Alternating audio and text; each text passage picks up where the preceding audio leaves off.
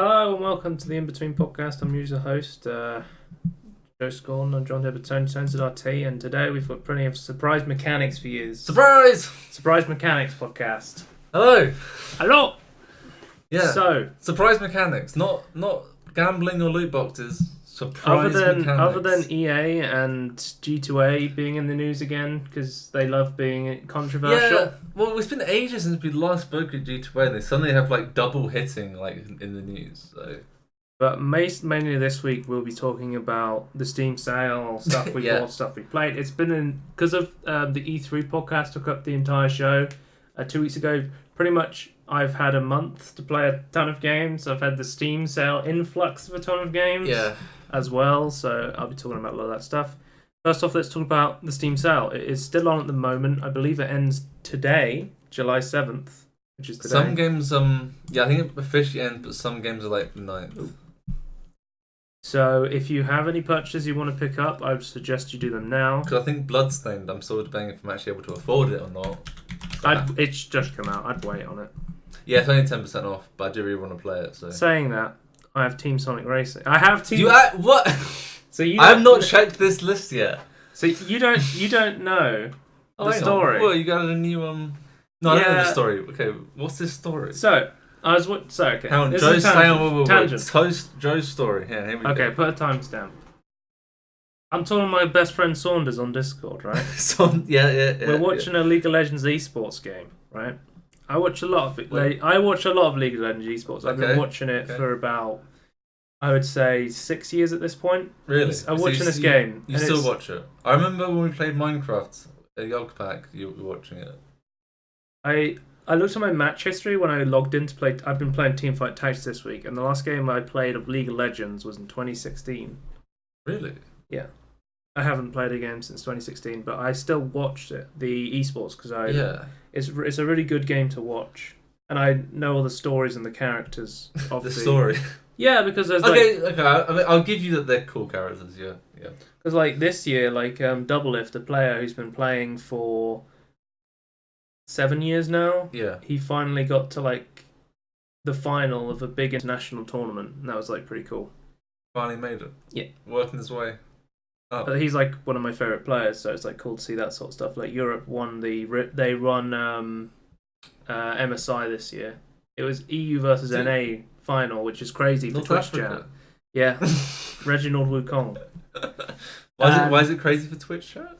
Because EU versus NA is the biggest rivalry in Twitch chat. Okay. And everyone, why? Because they love talking shit about. Because usually what happens is the European and the NA fans talk shit on each other, and NA's better than EU, EU's better than NA, and just for esports, not just everything. And then China and Korea comes on and destroys everyone. Yeah. But actually, this year, America beat the number one Chinese team, which just won the world championship. Jesus. Europe beat the number one Korean team that was looking like one of the best teams at the tournament, and then it was an NA versus EU final, which I don't think's ever happened in an international tournament. That is crazy. Anyway, we were watching Rift Rivals, which is basically another EU versus NA tournament in the middle of the summer season. Rivals. Yeah, because it's Summoners Rift is the name of the map. Right. Okay, yep. Anyway, I'm tangenting hard. So I'm watching it with Saunders, and he says to me, Team Liquid's a very good team. Team Liquid is the number one NA team, and I agree they're a very good team, but they're playing against Fnatic, and I said Fnatic have gone 6-0 in their regular season. They're just smashing everyone. They just destroyed G2, and G2 had just won the final against Team Liquid.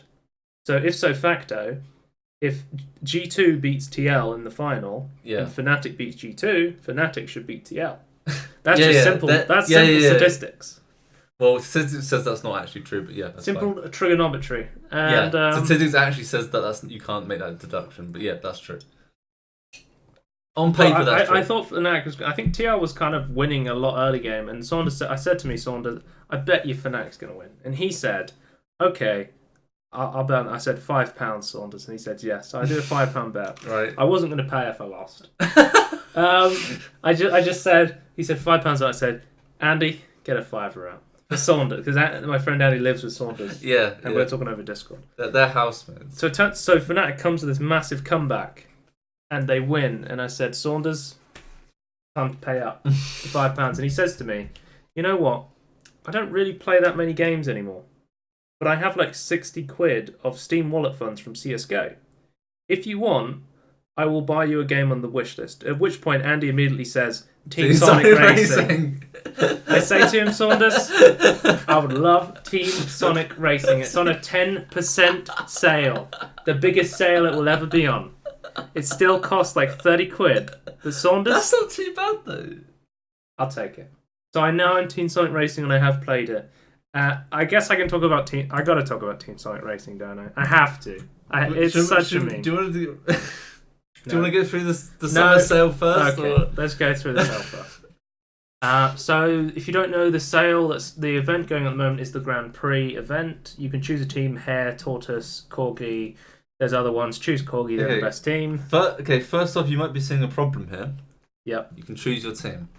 Why? I chose Corgi. Why the fuck can you choose a team, Valve? In 2014, you had it perfect. Because you had the weird shapes, the weird colours, and you don't. I think you went by like people who like. I think you put like you try to make it even like the people who are active on Steam, like try to even them out, and it worked perfectly. And my team won, red team. Perfect. I don't remember. You're just saying you're just results-based analysis. You like the system because you won. Yeah. I do that a lot with board games. If I win at them, I like. No, but legitimately though, I actually like the mini. I don't remember what the mini game was, but I remember like you didn't have to do too much with it. Which I prefer mini games. You don't have to like involve yourself too much. I like them being there, but I don't want to have to keep going back there all the time. But I remember like the first thing it beat on, like I like the shapes over the animals, but that's just I like shapes though. I understand most people like animals, so that the animals are fine. That's better. But being able to choose a team is really dumb, especially something you make multiplayer games.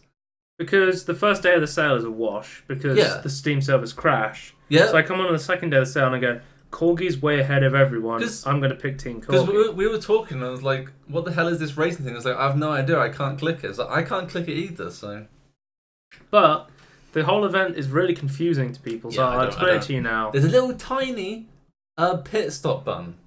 Yeah. Why? So you can do your driver's manual and this will increase your maximum points. I have no idea what that means.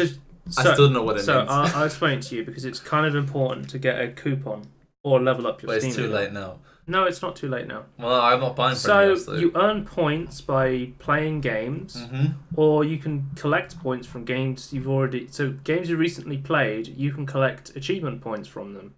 And that you get tons of points from this. But you have a maximum points you can spend, and this is based on how much money you've spent in the sale. Oh, okay. And it goes up by 150 each day, so I think £1 is like... 1,000 points or maybe or something like that. Because I spend quite a lot in the sales, so I guess my max is quite high. But once you do this, you use your points to boost, which makes your team go further for the event. But no one cares about that. It just banks your points basically. Yeah. So when you go to the pit stop, you can then bank the points. And then you go to the pit stop, and so I have like 2,000 coins. But if I got 15, which I did before, I got a £5 coupon. So then I bought something. So you could buy something. You could literally just use the points you've already got from the sale, and you could buy something that costs £5 or less for free. With the coupon. Okay. So can you stack those on the same game, or can you have to spread them out? I don't know. I only had enough to buy one, so I don't quite expensive. Exactly know how it works. I don't have Starbound either. So.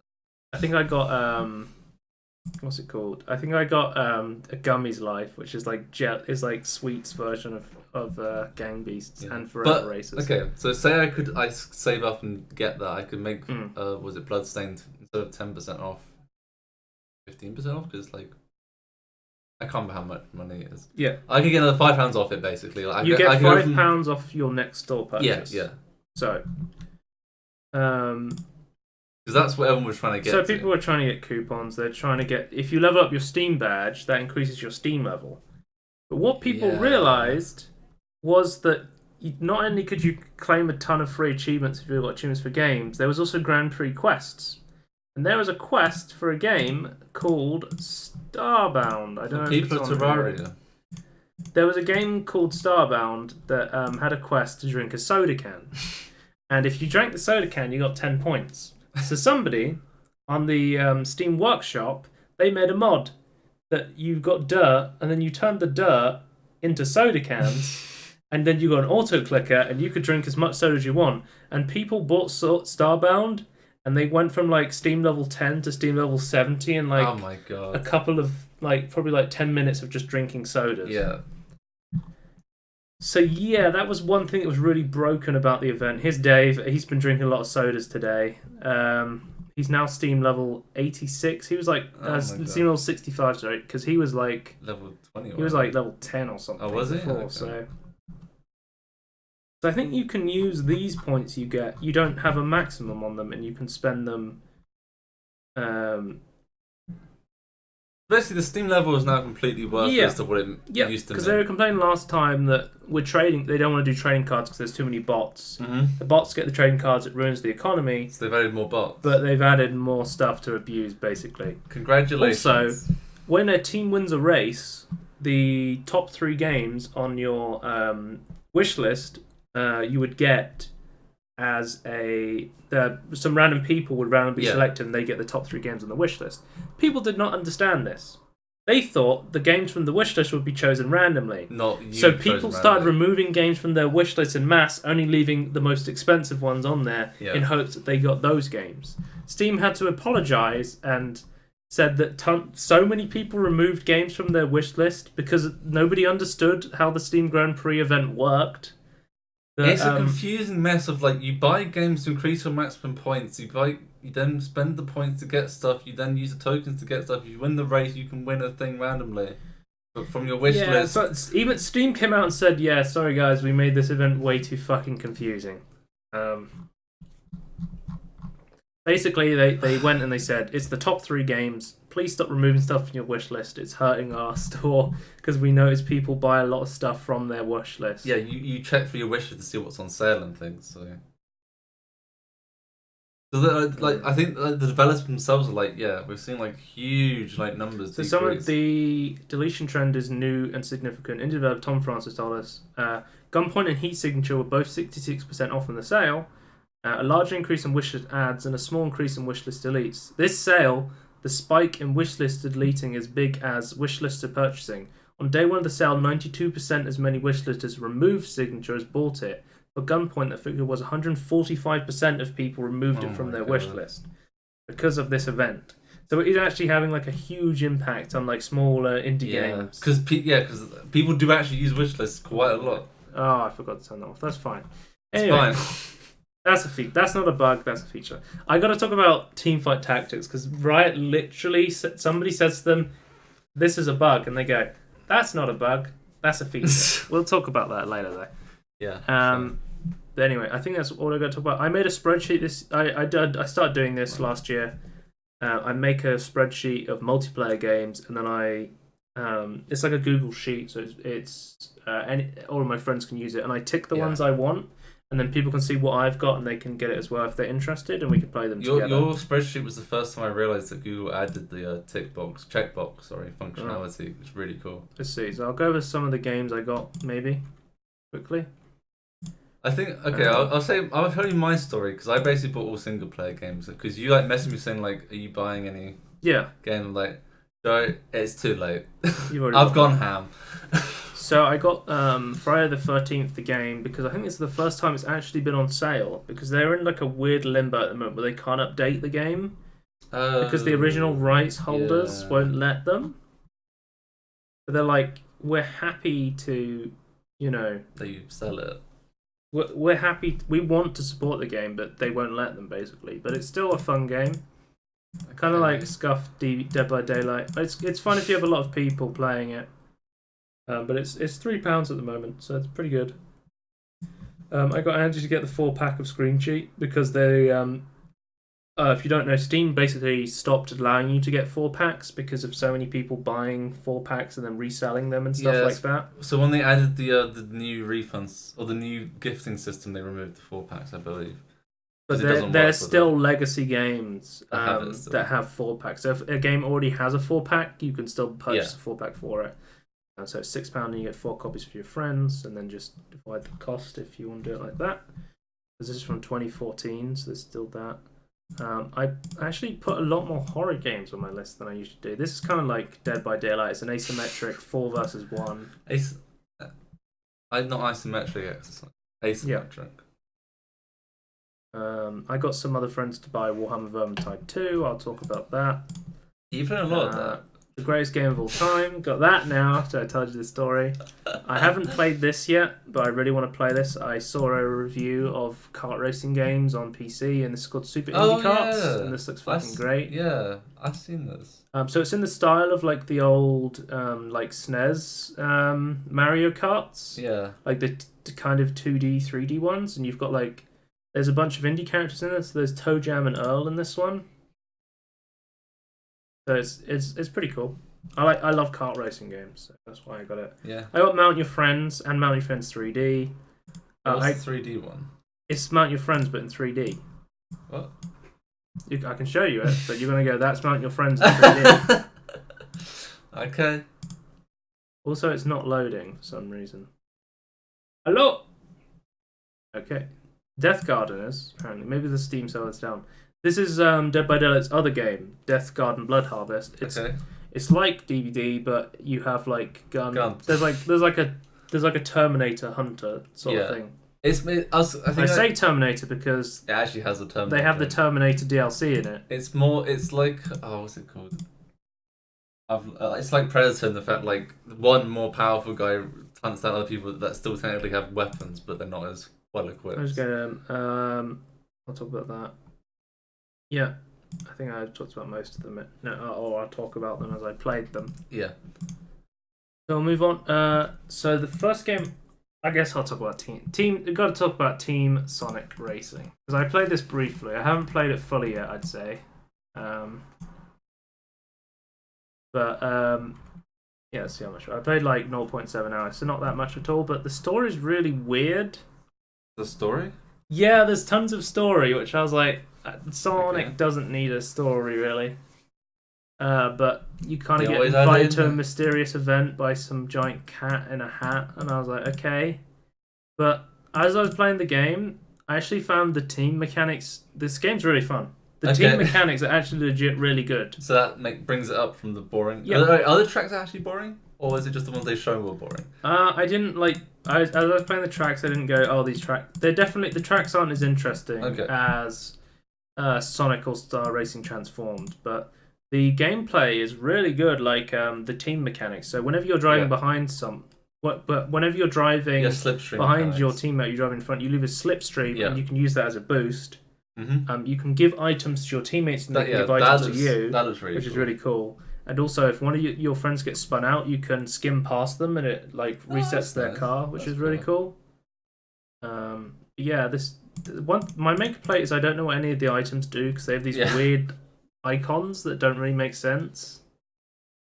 Sonic icons. Also, it takes really long to get out of games and into games because you have to sit through all these weird little things where you have to commend a player. And then you have to like. It shows you where everyone placed. Yeah. And the online is terrible.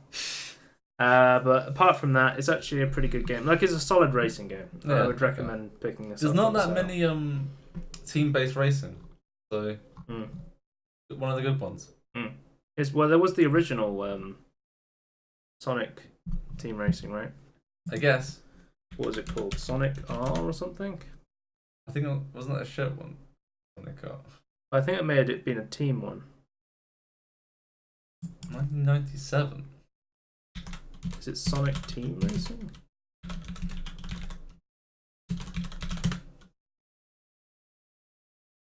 I don't know. Thought there was one. I don't know too much about the whole lifespan of the Sonic. All of the Sonic expanded universe. What was it Dave said to me the other day? He said to me, I was like, I'm racing in a team with Tails, and he said, shouldn't you be racing in a team with Miles, his best friend? I said, Dave, you know Tails is Miles. He said, what? I thought there was different characters. This explains so much now. Tails is Miles? Yeah. I was like, yeah, you didn't know that. And it's like, no. And it's like, they just renamed him to Tails because they were like, we don't need to call him Miles. Let's just call him Tails. Fair, it's a better name. But yeah. This actually gets my seal of approval. It's actually a real legit game. What percentage does it currently have in the recent reviews? Mostly positive. Only 5%. Very good. think Steam servers are dying or something. It's the last day of sales, right? Oh, fuck it. This game is fun, better than most kart races out there. It's painfully shallow compared to its predecessor, Transformed. Yeah, I'd say it definitely doesn't have the... It definitely doesn't have, the variety of, Transformed, but I do really like the customization of the cars. I think the guy on the top right is tripping balls. Which one? Recently posted the top one. It's just seeing colours everywhere. Colours so bright and funny. If they feel bright, they don't look bright. I think most people are complaining about the online. Yeah. Because I think the online would make this really good if they get that working. It'd be cool if they added tracks later that were more interesting and fixed the online. As someone else said in a different review, I'd rather buy WinRAR. This person has 66 hours of the game, and he said, I didn't like it, but I kept playing it for 60 hours. Yeah, that happens though. You buy a game, you want to keep playing it, right? Okay. Well, at least you know he's played it, or she has played it to be a... I should just use they, because I don't know any of these people's genders, right? It still feels a little bit short of All Stars Racing Transformed, but the team mechanics are legit good enough to pull it up. Was Transformed good when it first came out? I don't know. We bought with DLC packs, right? No. Or does it there's come with no DLC. Okay, so it just packs the only DLC is there's 1 or 2 races that it adds. Yeah, okay. So there's not it's not like Civ where you buy the DLC and it's a good game. Yeah. Have you seen how expensive the fucking DLC for Civ is? It's so dumb. Mm-hmm. It's still £30 for a fucking DLC. Yeah. It's it's £20 to add 1 Civ to the game. They've also tried to trick you. For Civ 6. They tried to trick you because they brought out the big pack early. Another one that's always wait till Civ 5, all the DLC comes out and they make the golden pack or whatever it's called. Yeah. They brought that out early. That does not include the most recent DLC, which costs £30. It's so dumb. Don't but buy in a Civ year's 6. time, it might be worth it on a sale. Yeah, just wait. Dave said he doesn't like Civ 6. No. I can see that. Well, I still think he would there's a lot of dumb mechanics that you can abuse, which he doesn't like. Yeah, the AI is pretty... You can abuse the AI pretty Yeah, easily. he was saying, you can sell something to an AI and then... Sell it, buy it back. Buy it back for less money. Yeah, you can just, infinitely generate money and stuff like that. So, there's a lot of, little dumb stuff in it. But there's things that you really... Let's talk about Dota Underlords for, 2 seconds. I don't like it. Okay, so I never played an auto chess game. I never played the original auto chess mod. But if you bought the battle pass for Dota 2, you got a copy to the beta. And then after that, they had the friends and family thing where they gave you a couple more keys to add. Okay. A couple more keys that you could give to your friends. And I said to Matt, he's got 3 or 4 keys. He's probably not going to do anything with them. I might as well take one of these keys and I'll play it and I'll try and see what this auto chess stuff is about. I was really confused. I've seen people play the auto chess mod. Yeah. And I was really confused. It's very hard to follow. If you go, I don't know what auto chess is, and you sit down and you try and watch someone play auto chess, you'll be really confused because there's a lot of confusing mechanics. Because it's, in a way, it's kind of like a card game. Because you're basically you're drawing a hand. Yeah. You're playing cards from it to combo with other cards, and then you're drawing another hand, and you're trying to do that. It is really But you're also trying to build economy. So every 10 gold you have, it's like a meta thing between the turns. So every 10 gold you have, you earn an extra economy. Yeah. So you don't want to spend too much gold because you want to build more gold, but then you also want to buy levels so you can put more units in. And you can also buy rerolls, which lets you have a better chance of upgrading your units. Because 3 of one unit gives you another unit, and there's also items. So is this universal between all the auto chess variants, or is this just what I'm saying now? Yeah. Okay. Pretty much. When Teamfight Tactics came out, League basically said they came out and they said, we really like auto chess. We're going to make a League of Legends version of auto chess. Yeah. So they didn't change any of the. Because currently there is 4 versions of auto chess. 4? Oh yeah, there's one in development at the moment. Yeah. Okay. So there's the Dota 2 mod. Yeah, the original one. Auto chess. Yeah. Which is called, which is going to be, which is also available on mobile as well. You can cross-play between the mobile and the mod. There's Dota Underlords, the Dota version, quote unquote, because the mod has Dota characters in it. But a lot of people consider Dota Underlords to be the less. It's Dota Underlords is the way more accessible one, but a lot of people don't like it compared to Auto Chess because they've changed a lot. They've changed some of the things about it. Yeah. There's a League of Legends version which is Teamfight Tactics, and then there's the Epic Games Store Auto Chess that's being made in Unreal Engine 4. Yeah. So every platform has one. Yeah. There's one on Steam. There's one on League of Legends. Sorry, where's the Gwent one coming out? Gwent Auto Chess. I could honestly, when Auto Chess mod was out, I was thinking I didn't expect Valve to immediately come out with one, and then League of Legends automatically coming up. But it's kind of echoing what happened with MOBAs, right? Yeah. So there's a Warcraft 3 mod called Dota, and then immediately like Heroes of New Earth came out and made it, and then League was like, "This is cool. We're going to copy this, but we're going to add our own spin to it and do it first." Yeah. And then Valve made Dota. And then Blizzard comes in too late and makes Heroes of the Storm, Yeah. which is a good game and I enjoy playing, but they came in way too late. Yeah. So now what's going to happen is Dota mod, Valve makes their own version, League makes their own version, and I think when Warcraft 3 Reforged comes out, Blizzard's probably going to make their own version way too late. That's going to be way too casual for any... Well, they did Heroes of the Storm. Okay, yeah. But what I was thinking was... because Auto Chess was out and it was Dota characters, and I don't have any connection to the Dota universe of characters. I don't give a shit. I don't know about the item stuff, which is why this is way more confusing to me. And I found League of Legends Teamfight Tactics way easier for me because I had a huge connection to the universe, the characters. I knew what they did. I knew what the items did, and I found it way easier to watch. I also think if you don't play Dota or League of Legends, I also think League Teamfight Tactics is easier to watch, and we've seen it be way more successful on Twitch as a result. I think said before with like the Sonic All-Star Racing, the Sonic Team Racing story. I think League is just better to watch than most other.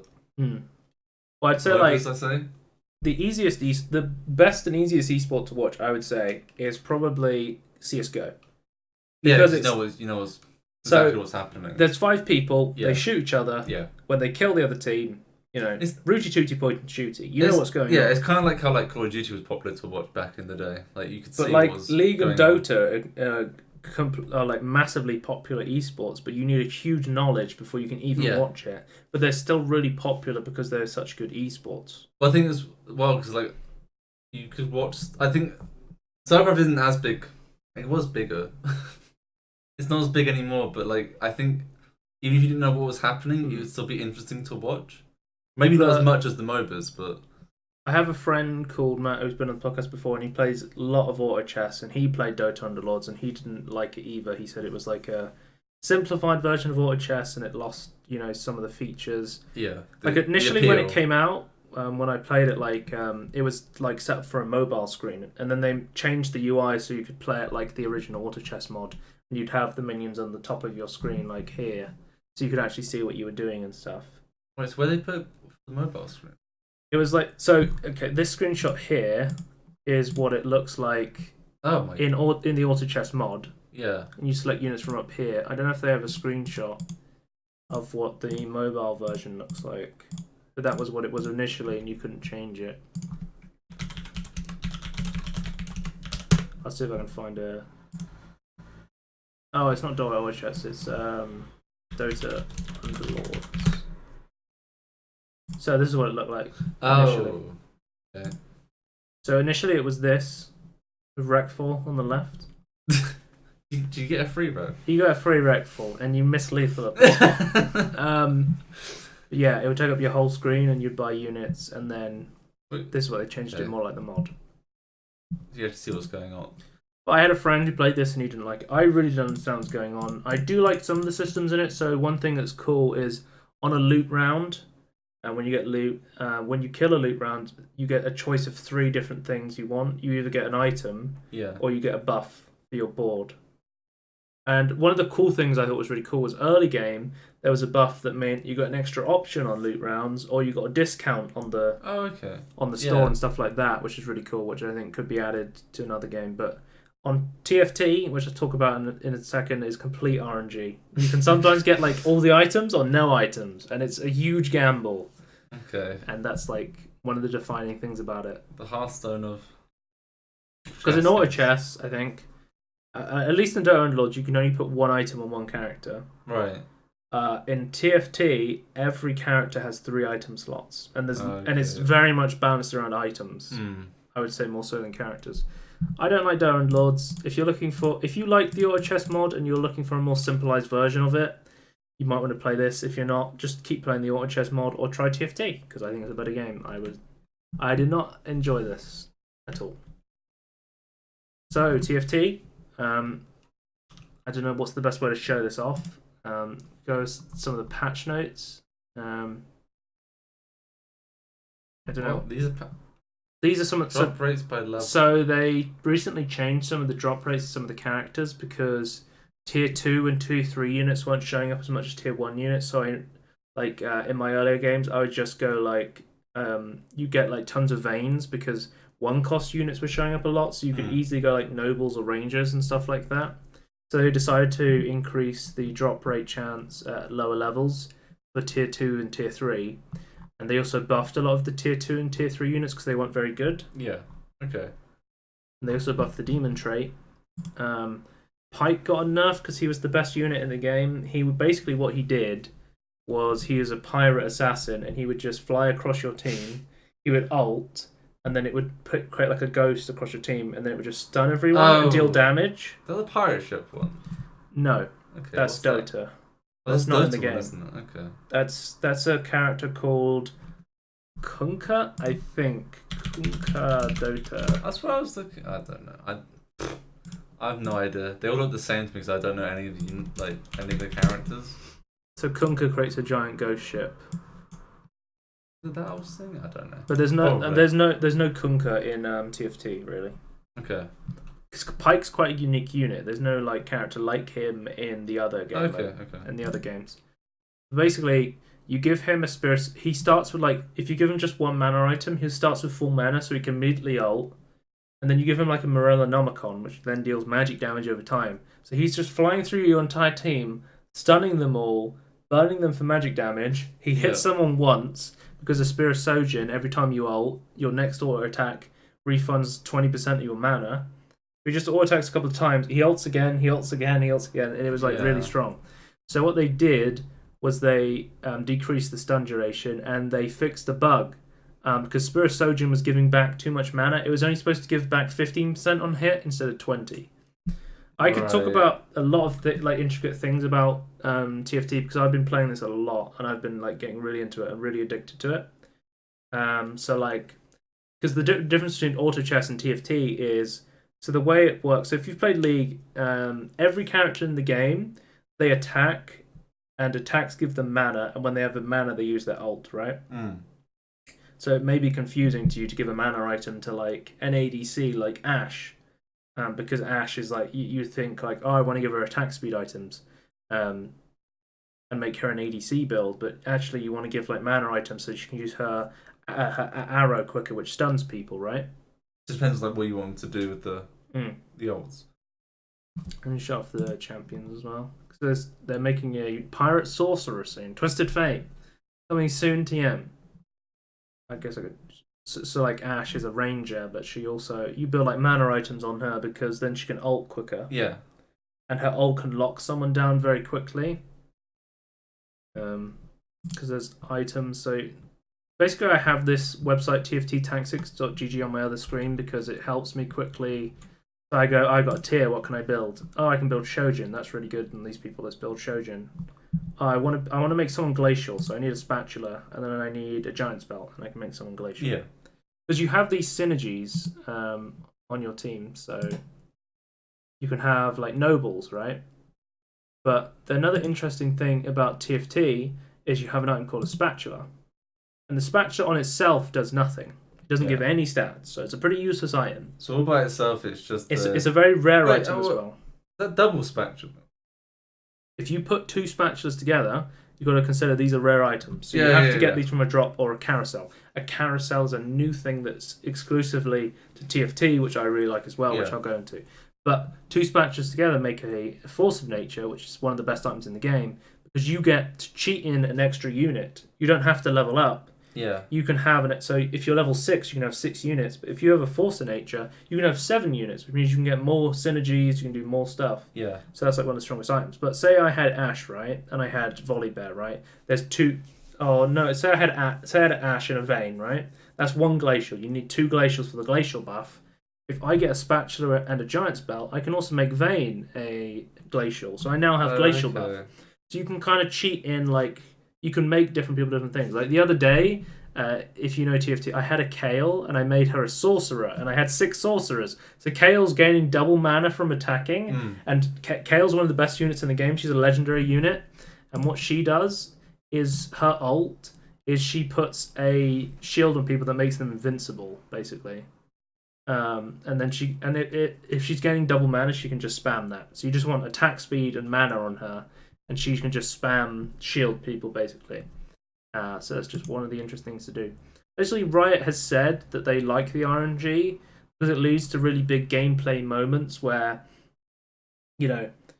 sure, it's inconsistent, but you get stories of people going, the other day, like, I'm saying I made Kale a sorcerer, that was crazy. Or someone goes, I got 2 forces of nature and I was so strong and it was so cool. Like, you have these really big moments, these big fireworks moments. It's like Hearthstone, right? But there's lots of RNG in the items. But from the other side, though, surely it's more annoying if you're being really unlucky. So the entire game is based around RNG. It's pretty much like a card game because of how much RNG is in the game. But that being said, people will consistently still, get 1st to 4th place. Yeah. So there's definitely not like so much RNG that it's unwinnable. If you're a good player, you will win most of your games. Okay. Like the top players win most of their games because, there's still a lot. It's still a strategy game. Yeah. It's just RNG what you can do, I guess. But you can control your RNG because there's way to manipulate the RNG. Yeah. There's no way to manipulate what items drop, but you can manipulate the RNG because you can spend money on re-rolling. Yeah. So you can spend money to keep rolling the dice until you get what you want. And also, so I'll explain how the carousel works now. There's a giant carousel every so often rounds. I don't know the exact number. But basically, you all go there, and the person who has the least health, the person in last place, gets to pick first. Okay. So if you can actually try and lose on purpose to get better carousel placement, which means you can get the item you want. And it's also good because there's win streaks for bonus economy and there's lose streaks for bonus economy. Because there's a strategy in auto chess called Open Fort. Yeah. Where for the first couple of rounds, you don't put any units on the board. You try and lose as much. You try and go on a lose streak on purpose so that you can get a lose streak and you can build economy. And it's even better than it was in auto chess because the carousel didn't exist in auto chess. Yeah. So if you open fort in TFT, you're earning even more gold and you get better carousel placement. What so they open for? Well, not many people open fort in TFT. Okay. It's kind of a niche strategy. Okay. But you can do it. Like, I got a really good game because I open forted, half open forted with pirates. Usually you don't put any units on the board because you don't buy any units and you just... Because buying units spends your gold and you'll get less economy over time, right? But the good thing about pirates is, especially since pirates have shown up more often now, because a lot of pirates are 2 cost and 1 cost. 2 cost and 3 cost, because you need GP and Pike for pirates. So one cool thing you can do now is that pirates have a buff, which if you have 3 of them, you get extra gold at the end of every turn. Oh, okay, so you're trying to get... Okay. Because so early game it's really good because you can build economy. So if you can win with pirates or you could lose with pirates, you should, as long as you have enough health on the losing side, because you're always gaining economy. But it doesn't give any... Pirates is something you want to build economy, but you want to get rid of eventually because it doesn't give you a combat buff. Because literally, so at the end of every instance, even if you win or lose, because that's an important thing. Because if you're trying to lose, if it was on win, then it would definitely be a different buff. But if you have 3 pirates, you can earn up to 4 gold at the end of the round. So at the end of the combat, you go back to your portal and you go up to a chest, and either 0 to 4 gold spawns. Sometimes you can get a boot or a fishbone, which won't give you anything, but sometimes you can get 4 gold and you can get tons of economy. that's one of the really cool things. At the moment, I think one of the strongest comps is Elementalist, because you can easily put Elementalist into any comp, and the Elementalist buff gives you a massive golem tank if you have 3 of them, and Brand's one of the strongest units in the game at the moment. He's really good. Demons have been buffed recently in the patch, which is really cool. I could talk about TFT all fucking day, and I probably shouldn't because I will eat up all the time. Yeah, okay. But yeah, I've been playing tons of TFT, and I can tell you everything you want to know. So this is the one you like? I love this game. Okay. I think it's really good. I love it so much that Discord wants everyone to know. Yeah, I have the thing turned off where you can't see what game I'm playing, but apparently it still shows me playing League of Legends. And people have messaged me concerned saying, "Are you playing League of Legends again since you haven't played in 3 years?" And I said, "No, I'm just playing Teamfight Tactics. I only play Teamfight Tactics. Leave me alone. I'm okay." It's like there's a League of Legends pro, Reckless. He said it's kind of like League without the stress or all the toxicity. Because it's a solo game. Yeah. So you go in and you play a game, and no matter how you do, it's just you. You're not got 4 other teammates shouting at you. Yeah. There's no stress from other people. If you lose a game, whatever. Play another one. This game's really fun. Just play the chess. Also, what Donkey said, auto chess is such a fun concept, even Riot couldn't fuck it up. That's what Donkey said about TFT. Yeah. Because he was playing it on his channel, and he said, "I'll never play League again," and then he was playing TFT, and everyone was like, "Donkey's playing League again." I'm with Donkey in saying it's not League, it's TFT. Not League. No, it's basically like Riot's other game. They were called Riot Games for a long time, and they've only ever made League of Legends for fucking League of 7 or 8 Riot years. League. Yeah. Finally, they've made another game, TFT, and it's really fun. I fucking love it. I'm getting that same feeling I was getting with like Apex or Fortnite. Or do you want to move on to not auto chess? No. I just want to talk about more cool Teamfight Tactics things. About cool things I've done. Anyway, let's talk about Magic the Gathering. Another card. Oh, sorry. No, wait. So this is what I was talking about. So there's a bug, quotation mark. So if your board's full and your bench is full, where you can store extra units. Yeah. And you get a unit from a carousel, it puts it onto the board for you. So say you're level 7 and you've got 7 units, and you get one from the carousel, it'll put it onto the board, and you'll be 8 out of 7. You've got an extra unit on the board. Yeah. And then you'll go into combat, and you'll have that extra unit on the board, and it will fight for you. And people are like, "This is a bug." And Riot said, "That's not a bug, that's a feature." Because they said, that's intended. The cost is, you can't buy any more units, and you can't move your units around on the board, otherwise it will fix that bug. So, there's a cost trade there, and they think that's kind of interesting. And I always say, Riot always says, that's not a bug, that's a feature. And I've said this to you for years. Yeah. They always do that. They always and do there's that. another example of, that's not a bug, that's a feature. So I thought that was pretty funny. But, move on to Magic the Gathering. Because it's been a month, I've played like 4 different Magic the Gathering events. So I've played... I'm going to back a little bit, you talk about this. I'll talk about Magic. So we've played Magic the Gathering Singleton is one I played ages ago. So in this format, you can only play 1 card. So you can play 1 copy of each card. So I think, what deck did I end up building? I think I ended up building like a Boros deck or something. I had like white units with like the 1 mana 1/2, 2 cost unit, turn them sideways. They can't attack, sort of thing. It's been so long since I played any of these card events that I don't remember. Like I played Magic the Endgame event, which was the counter event, which honestly wasn't really that interesting. The Endgame one was pretty much just either play Proliferate or play Amass, pretty much, and you just proliferate your counters to get more counters. It was pretty simple. Magic the Gathering, they did Magic the Gathering Sacrifice. So Sacrifice was only the past 3 sets, so it was like War of the Spark, I think Guilds of Ravnica maybe was the other one, I'm not sure. Basically, it was basically just standard because War of the Spark was in it. So people were just playing Teferi 3, Teferi 5, Narset, Thought Erasure, I don't really like War of the Spark because they printed too many cards that say you can't do things. So like Dimir control or Esper control is basically just here's a card that makes you can't do something, you can't play that, you can't do that, don't do that, you can't play Magic. And it's become less of a minion based game and more of a Planeswalker game. Hello, Tony. Hello. Something about Planes your upper body on the yeah.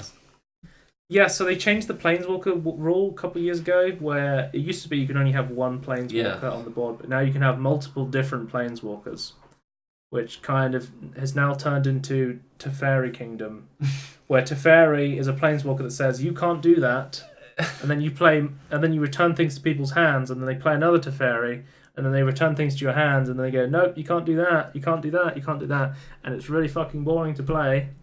So, but the thing is, War of the Spark isn't getting rotated out of Standard anytime soon, so we're still going to have tons of Teferis. Anyway. But we also got a update on the Pauper event. So Pauper is now an officially supported Magic the Gathering game mode. All commons from all tabletops and Magic Online that are on there are now legal in the Pauper event. Nice. Except for the banned cards list. Yeah. Obviously.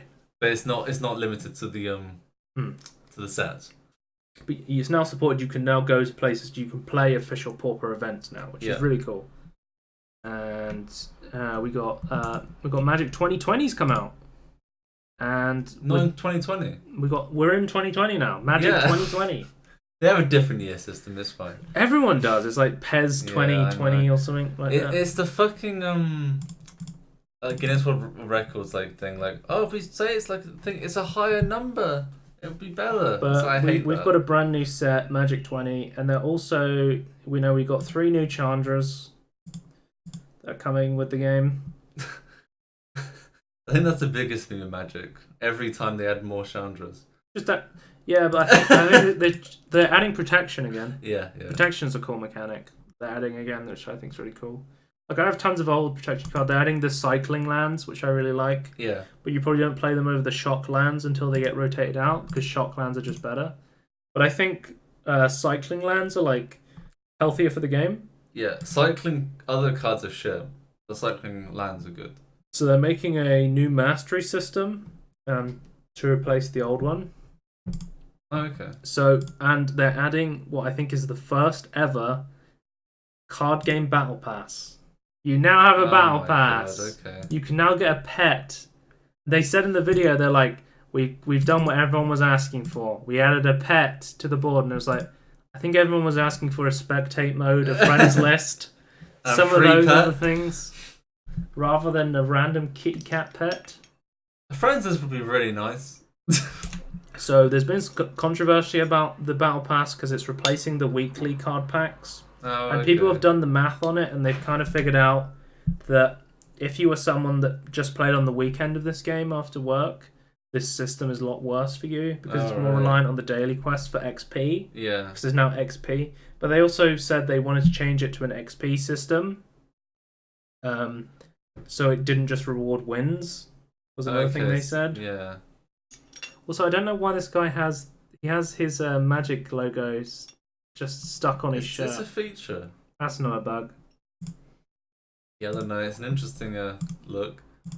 So they said with the set rotation, when you buy a pack from an old set, it will tell you, you can't play this in standard because they're for the first time in Arena, they're adding a set rotation to keep the card pool fresh. So we're all waiting for next year when we can finally get rid of War of the Spark and all of the OP Planeswalkers. But they'll probably print something else broken by then. I'd like to have they could just have a game mode where you could only have one. I don't know. They had Singleton, and what people did in Singleton was they had one Teferi and one Thought Erasure and one Narset, and they always drew it, even though they had one copy in their deck. One Cry of the Canarium. But yeah. Ban the cards. People are saying, there's a daily XP cap for some reason. They're like, why is there a daily XP cap? Some people want to play on the weekends. There shouldn't be a daily XP cap. If you want to play a lot, they should be able to. So, yeah. I don't know. I think my friend Matt, bought the Magic Battle Pass, so we'll have to see his experience. Because with the new mastery points, so for people who have finished the original mastery tree, there's a cosmetic mastery tree, and you get these mastery points on the Battle Pass. And when you get them on the Battle Pass, they let you unlock a cosmetic for one of the new Magic 2020 cards. Yeah, okay. That's how they do that. Speaking of Battle Passes, there's a new Battle Pass for Apex Legends. Finally! They finally did an actual update. I think it was like fucking 16 gigabytes huge. They've like completely changed the map. Basically what happened was they had an event where dragons were spawning and they were dropping loot boxes that you could pick up, which is pretty cool. But what's changed now is in the Titanfall 2 lore, there's these giant dinosaurs on the alien planets, right? And there's these giant relay things that stop them from flying into the planet and killing everyone. But these have been destroyed. So now all of the alien life forms on the planet are now coming in and they're like destroying everything. And they're like, well, if they're destroying things, we should also be able to rebuild some things. So they've added more points of interest to the map as well. Okay, that's cool. So like, there's only one map. Yeah, like this is a brand new feature. It's pretty cool. Yeah. Oh my god. But there's these aliens everywhere. I actually added the content. So I think those are cool. Because like that dinosaur, you can't let it out or anything. You can kill it if you want, but one thing it does, it's kind of like an alarm. Oh. Because as soon as someone goes near it starts screaming and it tells people where other people are. Look at that thing. Oh my god. You can go underneath those things. Yeah. There's loot underneath those things' feet. But be careful, because that thing, if it steps on you, will fucking kill you. Okay, that's I've played cool. a couple games of Apex. It kind of lost me though. After they didn't add any content for so long. So this isn't enough to bring. I don't know. Oh my god. The change is cool. There's a new character, Tesla. There's a new battle pass, which I'm not going to get, even though it looks better, because I've been burned the last time. I was like, well, fuck this. They made it way too hard to get any XP from the battle pass. Yeah. There was no features for the battle pass. It fucking sucked. They dropped the ball super hard on that. The new Tesla character, I'm not really interested in. She's more of a camping character, which I don't do in Apex. I run around and slide everywhere. Basically, she puts like electrical nets everywhere, and then she has an ult that, like, if anyone's throwing grenades at you, it stops grenades, but you also have to stop, put the ult down, and then wait for people to throw grenades at you. It also recharges shields, which I think is probably the more useful feature, but she feels like a kind of worse Caustic, where Caustic is the OP camping champ, where you go into bunker and you put gas traps down. Yeah. I'm still waiting for Caustic Tesla. What's her name? Not Tesla. It's something else. Something like that. Some electrical thing. One day. So you're not... Watson. Watson. Yeah. You want? Okay. Might play some more of that, might not. So it's not enticing you as much as you thought it would, or? I mean, I have like 200 hours in Apex, but that was before, they stopped doing anything for the game. Yeah. So it's one thing to be like, hey, we're not gonna crunch, we're gonna go slow, but it's another thing to be like, it's been months and you haven't done anything. Yeah. Or at least something. I don't know. You gotta find a balance. I think we're talking about some Battle Royale games now. So I also played Mario Royale. Someone made a fan project where they made a Mario Battle Royale, right?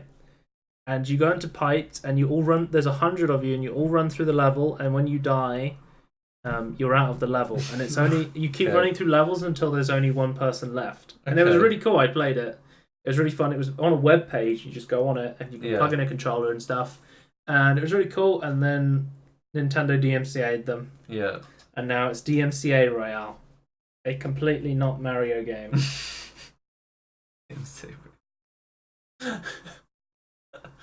That's quite good. I kind of like that though. It's like, There's kind of a similar mode in Super Mario Maker 2 now. So I could see why they want to do it. Because now in Super Mario Maker 2, which looks really fucking cool, by the way, it's really legit. I've seen a lot of like speed runs of it, of like really expert level plus levels. It looks really good. But like, there's a new mode which you can play online called race mode, where you and 4 other people go into a level and you have to get to the end before the other people. So it's kind of similar to this. So I could see why they would want to shut this down when they have a similar mode in Super Mario Maker 2. Kind of sucks, but you know, that's what happens. It still exists, just not I Mario. played this a bit. It's pretty fun. So so if you want to play something like that, check out Super Mario Maker 2, which is out now and is really good from what I've seen. It looks good, yeah.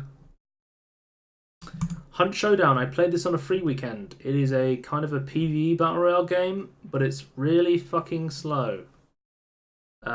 Basically, it took like 20 to 40 minutes of nothing before I even saw another person. So you're saying that this loading is pretty apt? No, because I think it was mostly PvE when it first came out, but then they made it more battle royale. It's like initially it came out and people were like, it's a battle royale game, and I was like, is it? Because the premise of this game is really confusing. It's Crytek, and everyone's like, oh, it looks really good. Why does the sound keep turning back on when I turn? Look, that's a feature. That's a feature. But basically, you would go into a map and you'd hunt big creatures. Yeah, which looks cool. So wait, but I didn't do any of this shit. What? No, my game was search for clues, and then you go into the supernatural world and it shows you where to go. And then I spent like 20 minutes doing nothing because it was like, go here, and I was like, okay. It was like, go here, and I was like, okay. And someone was sitting in a barn camping and they shot me, and I was like, well, that's my experience of Hunt Showdown. It's really fucking slow and nothing happens. So don't, come in this expecting an Apex Legends. It's like...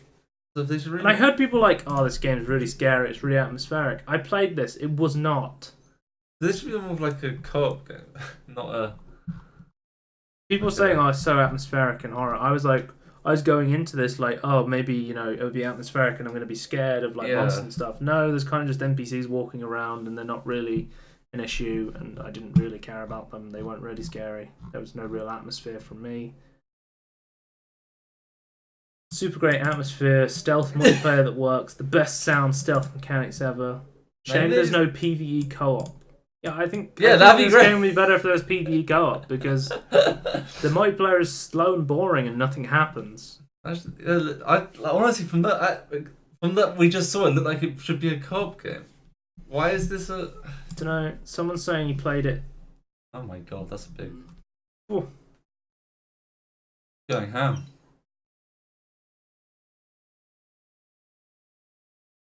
After the first 30 hours, there isn't any challenge in the AI of the bosses, and all the thrill and encounters is gone. It's put a lot of... Yeah, this guy played the game. Hell? No. A lot of hours. I played this with a friend.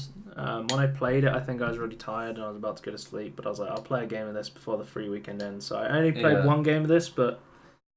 How much is this? It's on sale for 20 quid. I would not recommend this. No.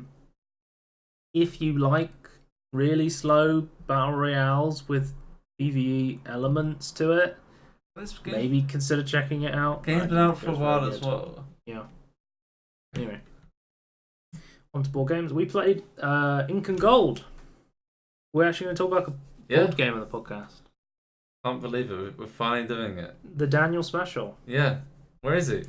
It's also... Apparently, it's called Diamond, and Ink and Gold's like an alternative title for it, according to Board Game Geek.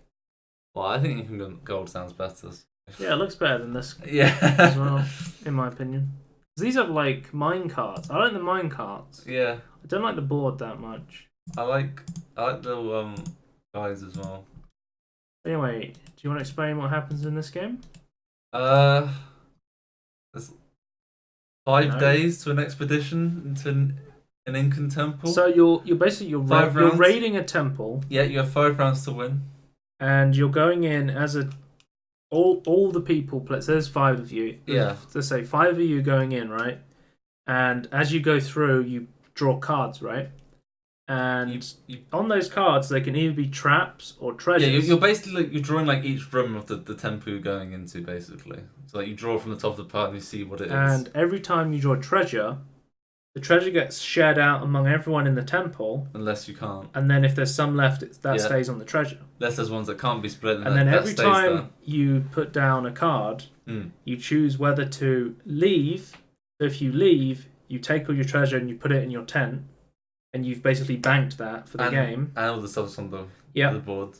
And whenever somebody leaves, they take all the treasure that's left on the board. Yeah, unless they leave with someone else, and then you share it between them. And again, there's things that can't be split. There's two people leave at that point. They so have to leave there's golden treasures. Yeah, like amulets and stuff, and you can only have that if you leave alone, basically. Yeah, because like it's the idea is like it's like one unique artifact that you can't split in the middle. I think maybe this is like the old artwork, and this is like an amulet. Maybe, I'm not sure. But basically, you put cards down. You basically go moving around a temple. Yeah. But the thing is, like, well, why don't I just stay in the temple? Right? There's traps. So if you get a snake and you hit another snake, then you die. Anyone in the temple that's still in there dies, and they lose all their treasure. There's 5 or 6 different traps. They can like they don't combine, but like you like keep seeing like, oh, I better be careful now because one of these has already come up. Mm-hmm. So what happens is if somebody dies to a trap, you take one of those traps out the deck. Yeah. And you don't get anything for that round either. Yeah. So that kind of changes how you play, because if you go, well, it's just a snake, we've taken one of those snakes out, we don't have to play around the snake as much anymore. If you take 2 snakes out, there's no snake problems anymore. Yeah. So if two people died to snakes in the 5 rounds, I will say that you would never, if you saw a snake, you wouldn't care because there's no more snakes in the actually quite unlikely to happen in the games that we played. We only think it happened once. But there's only 5 rounds. Yeah. But I'm thinking, there's only 5 rounds, so like the chances of that you're being killed by the same thing twice in those 5 rounds is quite rare. But if there's only one person left in the temple and they just decide, I'm going to leave, then they take all their stuff, and because no trap was set off, no trap leaves the deck. So it's still as dangerous as it was before. So only if someone dies to a trap does it make it safer. Because they've basically triggered the trap, and that trap can no longer be triggered anymore. Yeah, this game's really fun. It's like one of the best games I've played, I think. This is definitely a very easy game to get into. I kind of like... And it's very easy. It's got a 1.1, which is like, it's very easy to understand. I feel like when we started playing as well, like, we had like different strategies like arise that we want to go. Like, and you kind of I just kept gambling. I was like, I'm all in. I'm all in. You got riskier and riskier. I'm playing TFT. I'm all in. I'm all in. I'm gambling. Okay. But no, it was good fun though. And the one we played, I think has much better art, and I really like the Ink and Gold is the version we played. It's called Diamant on here. We didn't like the fact the 10s weren't that great, I didn't think, and the icons weren't that easy to like try and figure out if you're staying in or not. But I do like the little what are they called? Like the little gold. It's like malachite, obsidian, and gold or something. Those little gems. Yeah, I think it was emeralds. I remember the emerald was it? It looks like malachite. Emerald, obsidian, and gold. So this is the version we were playing, Ink and Gold, which is the variation of Diamond. And these are the treasures here. This wasn't a too expensive a game either, wasn't it? No, it was quite cheap. I highly recommend picking this up if you want to get into board games or teach someone to get into board games. This is definitely one to pick up, and it's very easy to learn and understand. So you could play this with your parents if you wanted to. I can say I have played this with my dad, and he did understand what was going on, despite him playing most board games with him and him going, "I'm confused. I don't know what's happening." He understood this one, and Fruit Salad. Fruit Salad's a good one. It's better than what of the Dracula one? Fury of Dracula, which we spent like 5 or 6 hours trying to play one game of. Oh dear. Ugh. I need to Okay. Well, we played some Tabletop Simulator. Yeah. Because Andy decided he was going to make his own shitty version of Ink and Gold. Pretty much. He was like, I love Ink and Gold, I'm going to rip it off on Tabletop Simulator. Which mostly ended up with us just fucking around on Tabletop Simulator. So if you don't know what Tabletop Simulator is, it's basically a simulator to play any board game. So if you see any board game we've talked about before, and you think that's interesting, you could play it on here. There's a workshop, you can download it. It's not the same, and I would always advocate buying the board game themselves, but I will say this though, it's great to test the game first if you can't get hold of it or you can't play it in real life or something. Yeah, if you ever see a board game and you go, that looks fun, you can test it out on Tabletop Simulator first. So I think some people might have problems like, this might be like considered piracy, but I don't think it is. Like, a completely different experience, and like if you really like a game on here, you're more likely to buy the game, I think. Yep. Every time we go to the board game cafe, Daniel's only allowed to buy one board game. Because otherwise he will buy them all. He goes crazy, yeah. Is that who imposed that rule? I think he does. I don't know. Maybe his wife. Dominoes. But basically, you can play board games. You know, Dave and Andy were playing chess the other day. Yeah. We were playing chess on top of Code Names, which is a board game I've played recently, and is pretty good party game. Pretty easy to understand once you get into it. And that's one thing I always when we try a new board game on Tabletop Simulator, I go, Andy, you gotta learn the rules. I like playing board games, but I don't like learning board games. Yeah. So I find that part really boring. It's like when you're writing your character sheet in D&D, that's like one of the most boring parts. Yeah. Just writing things in and typing. Yeah. Because like the idea of creating a new character should be fun, but then like you have to go through like the mundane calculations of like that's the boring part. Yeah, that's really boring. Because what you really want to do is like get started immediately, and then you kind of then craft like, I can be more efficient and like make this combo like here. That's when it's fun. Not when you first start out. You don't want to have to do that. But Tabletop Simulator is a great game. I'd recommend it. It's on sale right now. It's always cheap. It's always cheap. So if you're interested in any board games we talk about, check out Tabletop Simulator. You might have to think about wrapping up early here, though. Really? Yeah. Pre-Space Engineers? Yeah. Okay. I know. It's everyone can't believe Space Engineers. I told you there's not enough news this week, and it's pretty much just going to be me talking about the games I played in the last month. But Totally Reliable Delivery Service Beta is one of the best games I've played. It's so fucking good. It's so fun. So is it one of those games you have to use your arms to control everything? One of those games where it's physics based, wibbly wobbly, kind of like Gang Beasts sort of thing. Yeah, that's it. Gang Beasts. I was trying to think what it was like. Is it from the same people? No. The way I found about this, I don't know. It's not them. It's still Tiny Build. Tiny Build published. Yeah. So the way I found out about this is I'm on the mail list of Tiny Build and Devolver Digital, because they always publish really interesting games, and they said, hey, we're making this Totally Reliable Delivery Service game. And I was like, cool. Looked at it. I was like, add it to my wish list. And they said, we're also going to do a beta for a couple of weeks. And I said, I will check this out. Sign me up. So I put like 3 hours into this because it's really fun. Yeah. But basically, the main premise is you are a delivery service, but you have these jelly physics controls. Yeah. So you're trying to get packages onto these vehicles and drive them around without destroying them. But there's also other hazards in the way. And it just leads to hilarious gameplay that is really fun. They drop the packages, they're firing themselves. I recorded some footage of me and my friend Andy playing. There we go. So this is us trying to deliver a oil barrel to a skyscraper with the helicopter. Can I ask, why did they want this delivered up there? There's an oil shortage on the top of the skyscraper. Okay. So I'm a bit suspicious of this, actually. So I think the first plan is Andy puts the barrel on, and then I'm supposed to drive the helicopter. So we'll skip forward a little bit, because you need to grab one with your left hand, with the left mouse, and one with your right hand with the other mouse. And then we couldn't figure out how to fly the helicopter for the longest time. You can also raise your arm to Q and E. Basically, what I needed to do was I needed to pull away. And I needed to put the helicopter forward. Andy's holding on to the side because I was going to take him with me, and he was going to drop off the oil barrel. And I was like, shit! Immediately crash. What's Big Boy HR, though? Big Boy HR? Yeah. Where? It's on the billboard to the right now. There he is. Oh, that's just a human resources. Okay.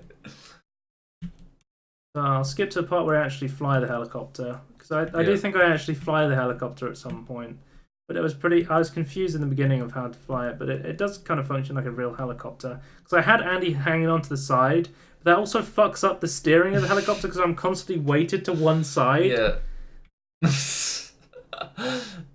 And then we crash the helicopter. You can't die in this game. Anytime you like crash, you just get stunned. Pretty much. It's very much cartoony, slapsticky humor. Yeah. Anytime you walk over a manhole, it'll just launch into the air. And that's pretty important when you're driving a car. We find this cannon, so at one point, I don't think I recorded it, but the plan was, okay, there's an umbrella in the game. And when you're carrying the umbrella and you're falling, you glide down. Yeah. So my plan was, Andy gets the car, drive the oil drum over to me in the cannon, fire me out the cannon while I'm holding the oil drum and the umbrella, and I glide down to the skyscraper like Mary Poppins. That was my... Because it's like, grand plan. You can do these deliveries anywhere you want, and it's very open-ended, so you can solve these problems anywhere you want, pretty much, which I found pretty cool, pretty fun. Yeah. And this was me and Andy playing, so we don't do anything, and then we got my friend Dave on, and he immediately flies the helicopter on the skyscraper and just does it, and I'm like, holy shit, we actually did it. I mean, we started doing all the deliveries, and then if we got like silver, we'd be like, nah. Don't even deliver it. We're gold standard delivery. Gold standard. We only get gold medals on the delivery. No Nothing medals else. or gold. No silver medals. We only get gold medals. Okay. I actually fly the helicopter for a bit as well. So this is how you fly. It's the most successful flight, I think. Yeah, almost. I kind of lose control though and go into the ocean though, I think. Yeah. You managed to start turning though, which is impressive. How do you rotate on the horizontal axis though? You pull it up to go up. Yeah, but how do you you have to tilt the helicopter and start turning around. Interesting. So we were doing this, and then we eventually just started finding other stuff to play with. And ooh, trampoline. Yeah. And I was like, oh, there's a fish down here, Andy. We need this fish. We need this fish, Andy. Okay.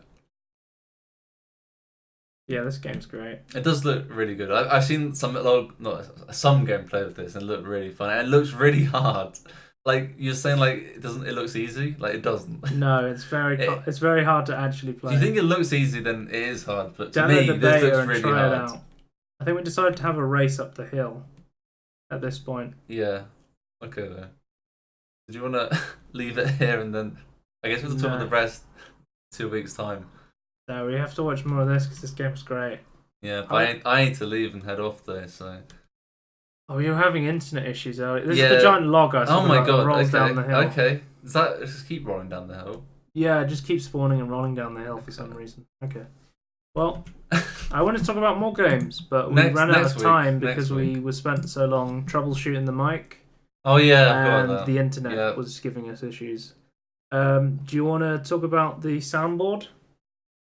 Oh yeah, I was playing Space Invaders. Tony said I didn't do... I sent this image with the caption of, I was meant to do the soundboard today. Why am I still playing engineers.png? Yeah, that's the name of it, yeah. Go on. So I decided to try and, okay, you can just about see the wheels on here. That actually climbs up first. That's a space elevator. Yeah, it has a thrust underneath, but it doesn't actually need it. That's just for backup. And so it does actually work. I just need to build a self-building elevator so I can climb up it later. Then I can do a survival with all these blueprints I've made. Instead of making the soundboard, we got the Space Engineers space elevator. And on that note, thanks for watching. You can check us out and everything in between podcast on YouTube. Type Peter Molyneux in there. He always sneaks his way in somehow. Twitch.tv/Scorn if you want to watch us live, and at Scorn2000 on Twitter. That is the end of the podcast. Goodbye. Bye.